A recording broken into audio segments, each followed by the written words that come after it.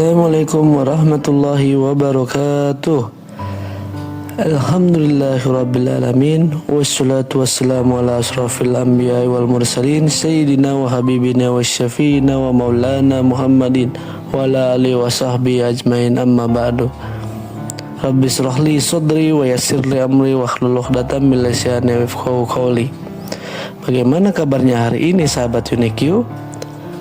Alhamdulillah. Pastinya kita diberikan kesehatan dan keberkahan oleh Allah Subhanahu wa taala, serta diberikan kekuatan untuk menjalankan ibadah puasa pada tahun ini, dan semoga iman kita tetap kokoh hingga akhir hayat nanti. Puja dan puji syukur kita panjatkan kepada kehadirat Allah Subhanahu wa taala atas segala rahmat dan nikmatnya kita diberikan kesempatan bertemu dengan bulan yang mulia ini, yaitu bulan Ramadan, yang sangat ditunggu-tunggu oleh umat Islam untuk melipat gandakan pahalanya. Salawat teriring salam tidak lupa kita aturkan kepada baginda Nabi besar kita Muhammad SAW beserta para keluarga dan sahabatnya. Beliau adalah makhluk yang sangat baik perangainya, sehingga banyak umatnya yang merindukannya. Sahabat UNIQ, belakangan ini di layar televisi dan gadget kita dipenuhi berita duka seperti banjir bandang di Aceh dan Gunung Kidul, serta tanah longsor di Sumatera Utara, hingga banjir lahar dingin di Sumatera Barat dan daerah Gunung Semeru.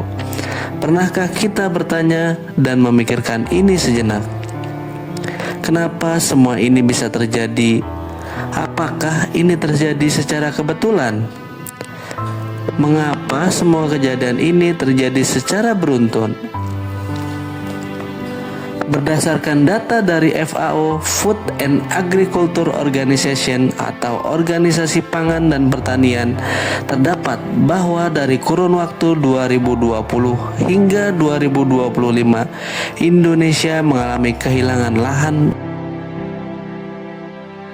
di mana lahan itu dipakai untuk keperluan pemerintah untuk membuat sarana prasarana penunjang kebutuhan hidup manusia. Cobalah kalian lihat di sekitar kalian. Lahan yang dahulunya masih bisa dipakai untuk menanam dan juga bermain, sekarang sudah menjadi kontrakan, parkiran mobil, serta klaster perumahan. Apakah ada perbedaan, sahabat? Apakah ini keinginan Allah Subhanahu wa taala, ataukah keinginan makhluknya yang bernama manusia untuk mengumpulkan harta dengan segala cara, serakah untuk mendapatkan duniawi, dan zolim terhadap saudaranya? Memang ini adalah sifat dari manusia yang seharusnya bisa dihindari dengan melakukan berbagai cara, yaitu kita selalu mendekat dan meminta ampun kepada Allah Subhanahu wa taala. Sudah dijelaskan di dalam ayat suci Al-Quran surat Ar-Rum ayat 41 dengan terjemahan yaitu, telah nampak kerusakan di darat dan di laut disebabkan karena perbuatan tangan manusia.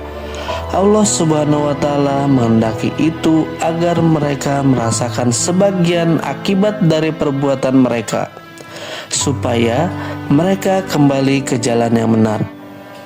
Di dalam bahasa Arab, fasad itu artinya kerusakan, dan bukan hanya satu kejadian saja seperti gempa bumi, tetapi seluruh kerusakan ekosistem di mana flora dan fauna yang ada di Indonesia itu semakin sedikit. Dan terkadang juga kita dengar di berita bahwa ada beberapa kawanan fauna yang masuk ke pemukiman warga. Mengapa kejadian itu bisa terjadi? Karena mereka sudah tidak mempunyai tempat tinggal, habitatnya sudah habis dirusak oleh manusia. Manusia yang menginginkan kekayaan untuk dirinya sendiri serta keluarga dan kalangannya saja.